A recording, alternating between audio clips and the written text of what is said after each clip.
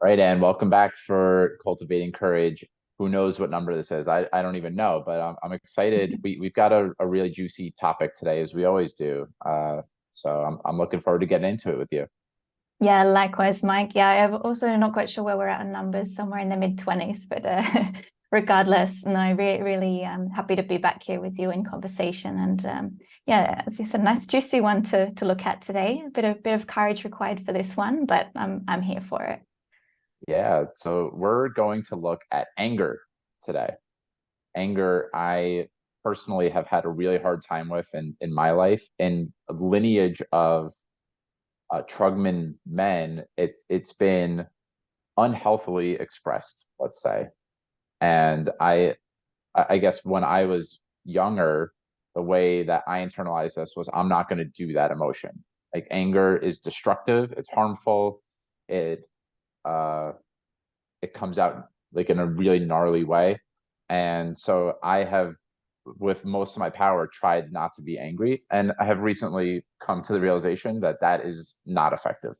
So I would love today and to talk to you about what healthy expression of anger looks like, different ways to do it individually, ways to do it in a group container.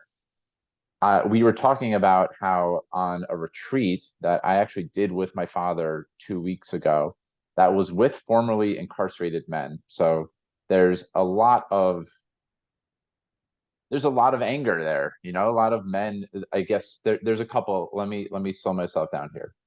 Anger is one of the only emotions that men have permission to express in America, in my opinion. It's the most predominantly used. It's if you go to a sporting event, every man there is blowing some big opinion about how much this person sucks and you fucking blah blah blah blah blah.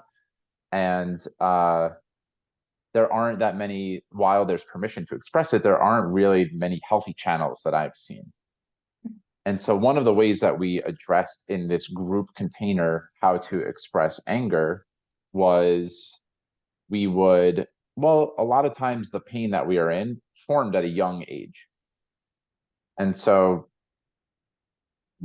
how to explain this? I actually just want to pause and maybe like what's coming up for you so far. I don't want to get into all the, I could probably just talk for 30 minutes about how I process anger, how I think it could be healthy for men in a group space to process anger, but like what's come up for you so far? Yeah, well, I think the big kind of yeah theme here is how nuanced it is. This Mhm. idea of expression of anger and the impact of social norms, as you point to. There's there's so many things that influence, I think, our ability to access anger and the way that we process it.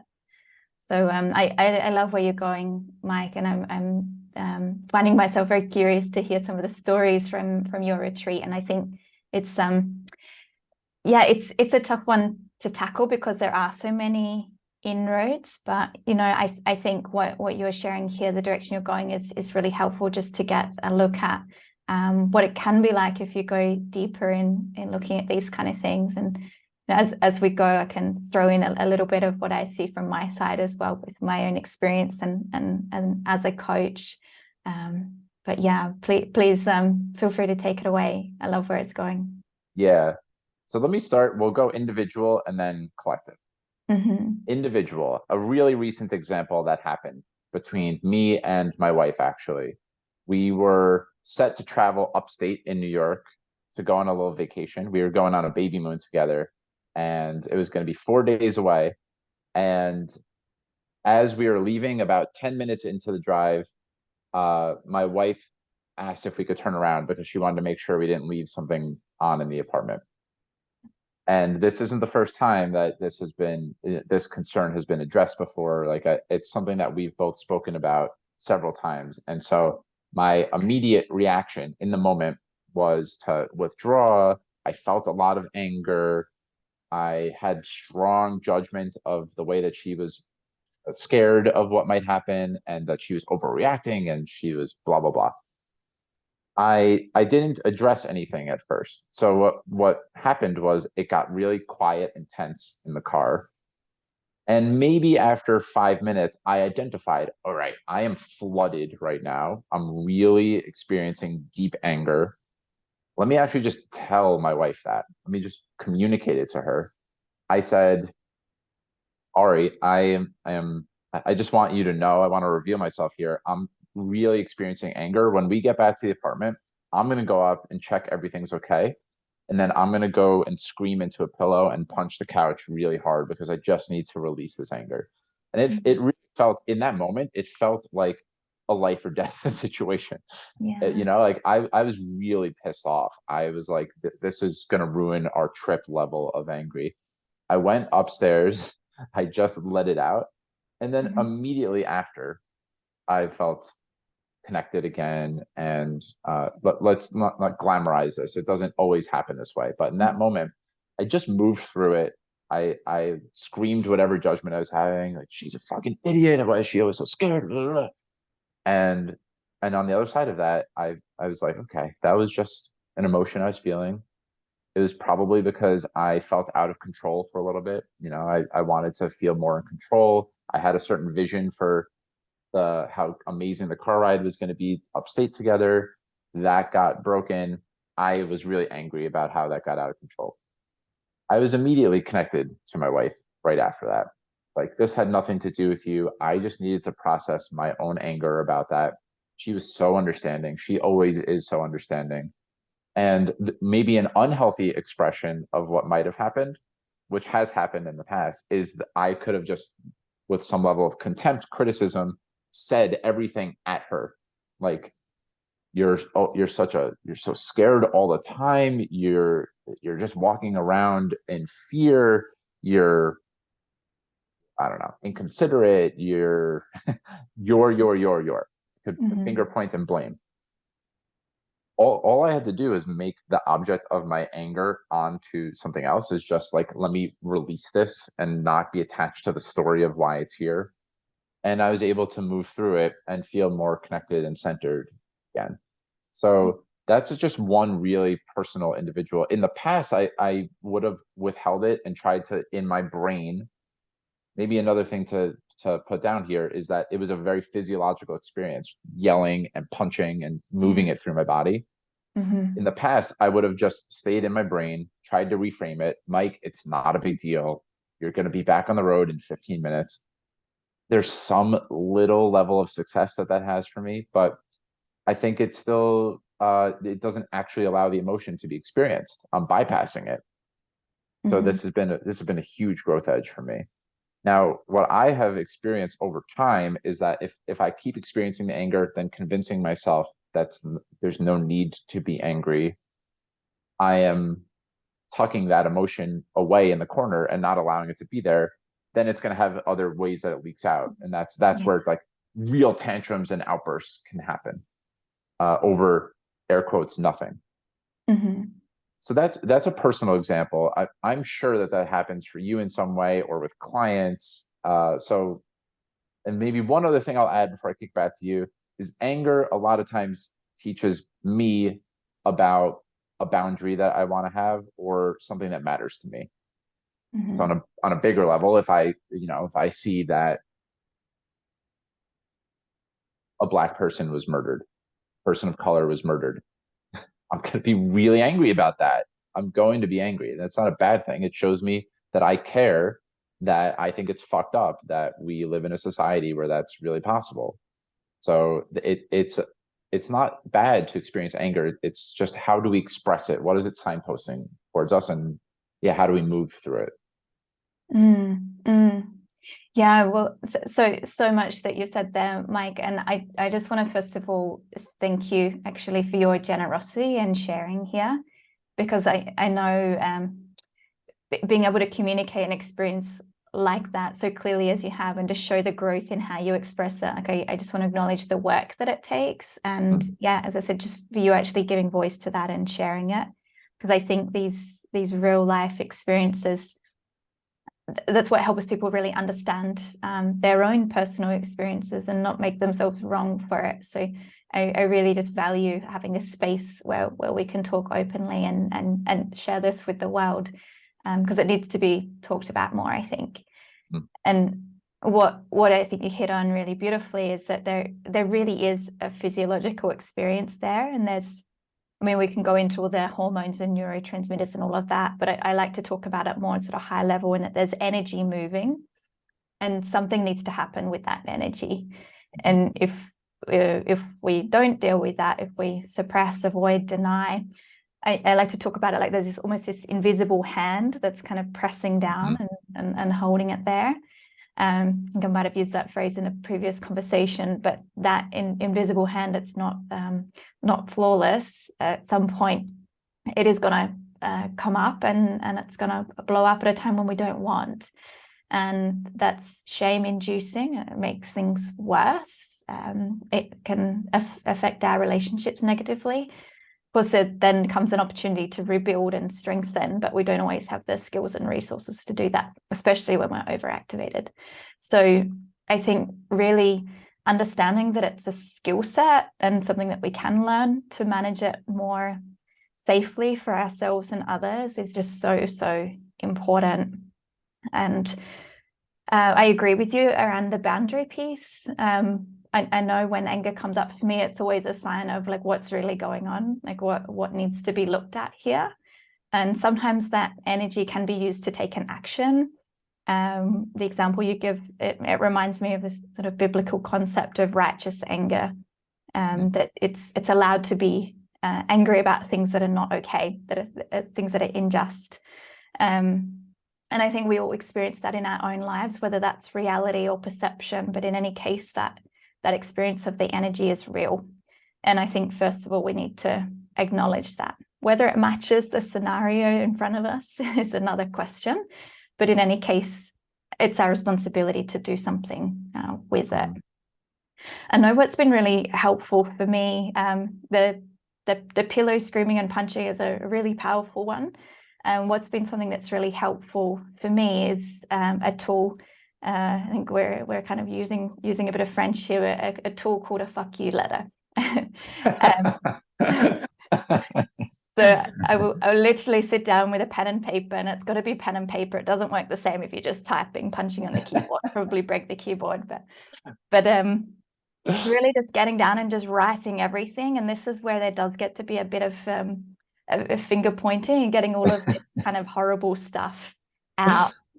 And what I find is that I start writing and my logical brain is trying to be a bit cohesive, and I can sort of read it and it starts making sense. And at some point that energy is just wanting to come out, and the writing's getting so illegible and they're pretty much just lines on the page. And it releases just so much energy. And at the end of it, I'm either kind of done, I'm like, oh, well, that feels good to be out, or there's so much energy that's built up, then I can kind of go and shift into something that's a little bit more physical, like what you described, whether it's belting the bed or the pillows or something. But I can't begin to explain to you how good it feels after doing something like that. It's like having a shower, but on the inside. It just cleans everything. And I always find I just have so much clarity after that, and that the blame's gone. It's like, okay, I know what action needs to be taken here. I know what boundaries to go and articulate verbally, what conversation I need to have. I know how to move things in the world to come back to center again. And it's interesting. I mean, people might be watching this thinking, gosh, these two crazy people are going to be violent with their furniture. What's going on? Don't do it till you try it. Yeah.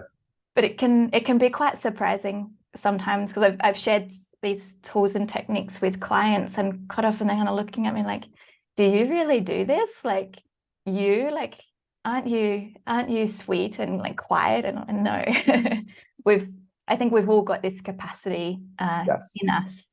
I think some of us are better at keeping it down than others, but I think it's just a really important part of our psyches to get to know and understand.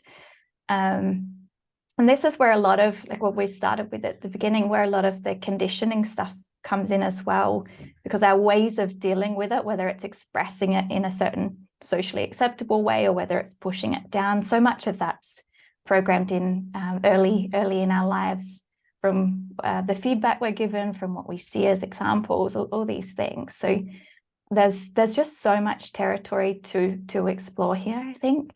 And it's definitely a worthwhile exercise. Yes, it is. And I really love your French. You have a spot on accent. So Thank you. I wasn't expecting that. And at various points in your answer, I found myself still wanting to laugh. It Oh, was very intense. funny. Uh, But I think that's it's a good point to just kind of put in here, interestingly, in this conversation about anger. I think it is important to laugh at ourselves as well. it does Like, end up being fuck, it funny felt for good to me. hit that pillow. Yeah. Yeah. Well, I was going to share a story actually that a guest I had on my podcast. She didn't share this with me, but in researching her, I listened to another appearance she made, and she was talking about how when she was parenting during COVID, she was trying to patiently sit down with, I believe it was her son, but it was definitely her child, and like working through, I don't know, he must have been a first grader, like working through a concept that he just was bored and wouldn't sit still. He kept getting up, he kept getting distracted. She had to repeat herself over and over and over again. And the story has really stuck with me. She said in that moment, she in her house, she has this anger room. She has like a punching bag in there, and she has a bunch of different outlets where she can release her anger. And her son actually knows about the anger room. So she said, to her son, this has nothing to do with you, but mommy needs to go to the anger room right now and she needs to let it out. And her son actually witnessed her letting it out, being like, he doesn't listen to me. He won't sit still. Like, she was really letting it out. And she Mm-hmm. said, experience was actually really funny. Whereas if she just did that right to him, it wouldn't have been funny. He would have been really reactive, probably. He would have been triggered. But Mm-hmm. the fact that she had named, like, I'm going to go take this out over here, they both end up laughing about it. And then we're able to sit Mm-hmm. down and get back to the task at hand, like what needed to actually get done in that moment. So that story Yeah. really sticks with me. Another example, it's almost her version of a fuck you letter. She just Mm-hmm. needed to go blow it off somewhere, Mm-hmm. and Yeah. as long as it's on an inanimate object and it's made clear this isn't actually my opinion of you, this is just the emotion that's being experienced, I'm going to Yeah. go let it out, then it's actually quite funny. Yeah, absolutely it is. Yeah. And just as a bit of a marker here as well, people might think, oh, but what if I get really shitty at the office? Like there's no anger room at the office. But something that works really well for me is actually making an appointment with myself in the future for when I'm going to release the anger, which might sound a little abstract, but actually just having that agreement, like if something really bothers me, but I'm out in public or at dinner or somewhere where it's not really appropriate to go and start releasing things, I'll just take a moment. I'll just be like, okay, this has upset me. Like, I'm acknowledging that it's upset me. Take a deep breath. Okay, I'm going to do an anger release, and I'll literally put it in my agenda. I'll open up my phone and I'll schedule it. Say, I'm going to show up to this. And if the energy is not there, I tell you what, sitting down and starting to write about it is a way to call forward that energy, and then you get to burn it off. So if people were thinking, yeah, this is not practical, you can make it practical. So yeah, no excuses for not being in the right sort of context where it can happen. It's there's definitely options available there. It's a really great point, and I'm glad you said that. There are many different, we want to be mindful of social norms, and it is not okay in most office cultures to start pounding and go, hold on, I just need to take five here, and I'm going to go release the shit out of my anger. So just giving yourself, finding the right space for it to happen. It doesn't need to happen in that real time. There are times where it's really helpful to suppress the emotion, but getting in the practice of finding that right outlet. We all have spaces where we can do it. So making some sort of regular space I find it really helpful too. Yeah, absolutely. And it might be I'm going to push, I don't know, 20% harder at the gym later or something. I think we get to be a bit creative with this as well. But as long as there's some sort of cathartic kind of connection of like, yeah, this is getting out of me, I think that's really the important thing there. And like your guest with hitting the bag, it's like I'm getting my stuff out at the same time, and that's sort of the mechanism. It seems to be of how it works. Yes. Mm-hmm. Yeah. So I'm happy to share now, if this feels still aligned for you, what it might look like in a group container. Yeah, please do, because you've had a really powerful recent experience in that. So love for you to share what you feel comfortable sharing around. Yeah. I'm gonna make an abstract example, because I definitely don't want to reveal what other people's experiences are without their consent. But a really common example of something that might happen is between, this is related to men's work, but I think it could be applicable to anyone. And it does reinforce what we've been talking about, how anger and all emotions are really a physiological phenomenon experience. And so anyway, what I'm about to get into is a generic example, but it probably applies in some way to everyone. Let's just say when I was little, that my dad, in some way, or maybe explicitly one time, he said, "Boys don't cry like that. You're being really fucking soft. Don't ever do that in my face ever again." That didn't happen to me, I can gratefully say, but it's very common, unfortunately, in our culture, that, in some way, if your vulnerability is expressed as a little boy, we're taught, no, don't do that, not allowed here. What might happen in a group container is, if someone has identified that that is something they're still holding on to, they're feeling angry. Like my dad he called me a little bitch, and he said I was soft, and he told me not to cry. And at that point, the anger is bubbling up. The documentary The Work is a really powerful illustration of this. So I highly recommend folks check that out. But what happens, I'll do my best to describe it, is the person who feels, flooded with the anger, feeling triggered, like wants to yell at their dad, express it to their dad. There's a group of guys who kind of form a circle around him, a really safe, contained circle, where the guy can start to like move his body in a way that he wants to move towards the person that ingrained that belief. And someone who can energetically hold what the dad is like, which is of the person's choice, would then stand on the other side of that circle. And when the group, let me also just say, this is only to be done in a really skilled group of facilitators. This is not for someone to try at home, but it's merely an illustration of how powerful it can be when you have a healthy space to process your anger in a group space. So saying that, once the person has, the energetic stand-in for their father, or the person that ingrained this belief that they're too soft, don't cry, etc., and the group of guys is around, the guy will like forcefully move through his anger and try and get to the energetic stand-in of their dad. And once the anger has been moved through, anger is a secondary emotion. So it's underneath anger, there's usually a vulnerability, a fear, grief, maybe sadness. And once the anger has been moved through, the skilled facilitators will then allow the person to stand to their energetic dad, not the real dad, but the person who's standing in. Mm. And it's usually tears. There's usually a lot of tears. Like, I just wanted you to love me for like sometimes I just wanted to cry, and I just wanted you to love me for who I was. And it was fucked up what you did to me, like actually expressing what they wanted to say. So for the really deeper, what we were talking about earlier, someone forgets to do the laundry in your house and you feel anger about it. That's usually not going to get to the same depth as someone who identifies like a really core belief that was ingrained when they were little. A Mm. group space is really powerful for that. And once the anger and the sadness or the fear or the grief has been moved through, there is usually a lightness on the other side. And it's a practice too. This isn't a destination that we arrive at. But what happens in all of the scenarios we've described is that we found healthier outlets for how to express what we're feeling. Mm. And when we express what we feel, we're more grounded and more centered and more available for life. So that's how I look at processing all emotions, is that they help us to get to the essence of how we actually want to show up, and we're not blocked by all these different things that we need to let go of. Mm-hmm.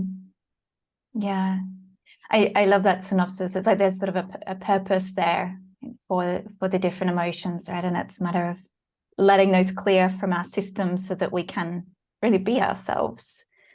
Mm. I, Yes. I love what you shared there, Mike, and especially around the importance of having the right people around you while you're doing this kind of work. Because I think it's worth mentioning that you and I have been sort of in the work, it's in the sort of really the personal development space, personal exploration for some years now. And so we have skill sets to hold ourselves. And those skill sets might sound a little bit strange, but things like self-compassion.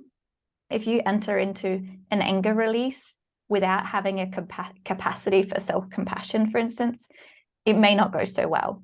You may find yourself getting into a shame spiral, or not knowing how to work with that energy, or how to sort of clean things up at the end, really sort of clean things up internally. So I think it's important to just name that as well, that there are certain people that are genuinely experienced in being able to guide these kind of things, whether that's one-on-one, whether it's a group setting. They all have their different sort of places and purposes for clearing these things. But I would say to anybody who hears this and thinks, yeah, but they've got no idea how big this thing is inside of me, like there's some pretty big things that I've seen, and yourself as well, Mike, also with your experience recently. There's nothing that's too big to be resolved, and there are safe ways to kind of let it out bit by bit and kind of just release the pressure valve a little bit before you get down to the sort of the gritty stuff at the bottom. So I just wanted to really name that here as well, that no matter where you think that you might be on that spectrum of having challenges with your anger, there's always some relief available, and many great people to help with that. Sometimes it just takes a bit of research in finding the right person in the right context, but there is a lot of help available. Yes, there is. So I think that we've had a really, I mean, that we could probably talk about this for a really long time in more depth. I think that we've had a good, pretty complete conversation around what anger looks like for us, how we process it. Is there anything that we haven't spoken about that you would want to bring in right now? No, I think we've done pretty well just to give it a little bit of a nudge. But as we started with at the beginning, there's so much here, and I could probably go all night talking about it too. But yeah, I hope that people feel a little bit kind of inspired to get curious about what's there, and I'm really glad that some humor came into this conversation as well, because it can get heavy pretty quickly, and I think it's important just to go, oh, isn't it interesting? There's all these angry little people walking around on this little planet trying to deal with themselves, and no, we've got to find a way to laugh at ourselves through this. It makes the process a lot easier to navigate. It really does, and yeah. and most of the things that I get angry about, when I can, it's easy to diminish, so it's not to marginalize and diminish it, but rather to externalize it. You realize how small it is. Yeah. Who does that person think they are, talking to me like that? When it's externalized, it's funny. Yeah, it is, isn't it? Yeah, and you know, in reality, probably it's a resonance that's poking something that's much deeper. So it's never really about the dishes on the sink or the thing that's been left on in the apartment or whatever it is. It's generally something else that it's stirring, and sometimes we've just got to accept that we don't know and just deal with what's in front of us. And I think that's sort of part of the essence of what we've spoken to today, isn't it? It's really just learning to manage yourself moment to moment, and work these things through, and then you're at least not adding more to the backpack. Yeah. Mm. Well, thank you for this, Anne, and I do really appreciate the plug for self-compassion at the end. I think the backdrop of self-compassion, if that's the come from, then it makes all of this much. It's a strong foundation to be working from. And in the example that I shared, that self-compassion might look like, I'm worthy of the love that my dad didn't give me. He was just a boy. I was just a little boy. I deserve love. Working through anger from that come from is powerful. Yeah, absolutely. Yeah, no, there's it's sort of, for me, it sort of links into a little bit to self-forgiveness, also, but maybe that's a topic that we can park and pick up in another conversation. But yeah, there's been so much richness today. So thank you for bringing this in, Mike. I really appreciate it. Yes, goes both ways, Anne. Looking forward to the next one, and thank you everyone for listening. Yeah, thank you. And any comments, please feel free to drop them below, and Mike and I always have a look and respond to you there. So yeah, thanks for showing up.